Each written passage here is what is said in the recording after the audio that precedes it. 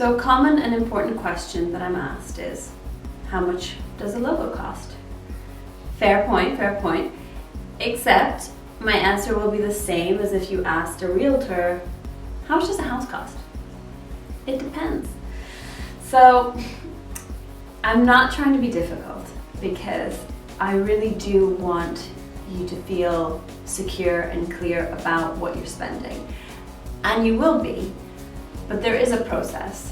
And we have to evaluate the conceptual material that goes into it, just like the material and labor that goes into a home. Verizon, for example, has a mansion. They spent millions of dollars on their rebrand. Now, a small to medium-sized business probably isn't gonna go that route. But it's important to value your logo as much as you value your own business.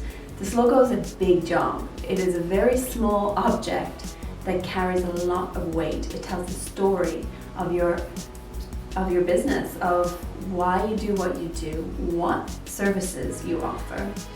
And it tells a story of your personality. Why should people like you? Why should they pick you over your competitors? It's a pretty big job for such a small, simple icon. And I want to be able to do the best job that I can with the material provided. That is something that every builder has to consider when they're building a home. What is your budget? And so the same thing for me as I'm building your brand, as I'm constructing your logo. What is your budget?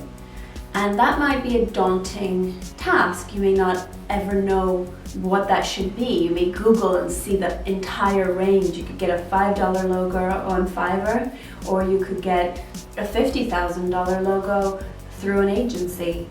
And how does one sound fair compared to the other, or how does one not sound like a total scam? It's sort of like buying a prefab home.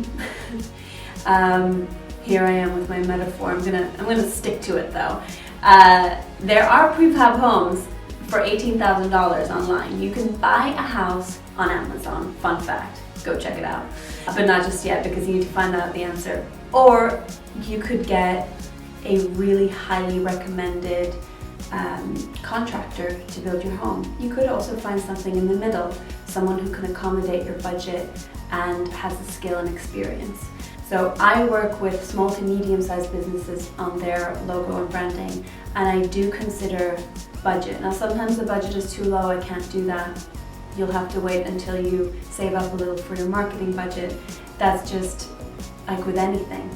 And that's part of the overhead of a successful business, is being able to allocate funds for branding your business and marketing it properly. You want to be recognized. You are recognized through your face, through your hairstyle, through the clothes you choose. You want to do that for your business. And it's important for you to think about what you would be willing, and really just experiment with it.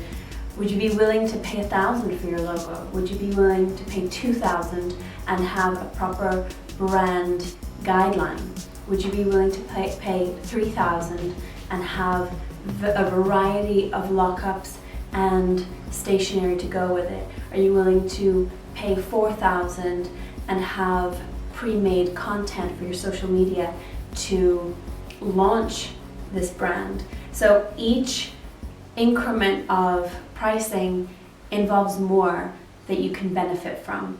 And if you're worried about mentioning a number and the designer taking advantage of that number, then you're probably not working with someone you trust. It's important that you trust them from the very beginning. And that is just building a relationship. Working with designers such as myself is a collaboration at the end of the day. So with that, I hope this was useful. And don't be afraid to ask how much a logo is, but try not to get too frustrated if the answer is, it depends. What's your budget?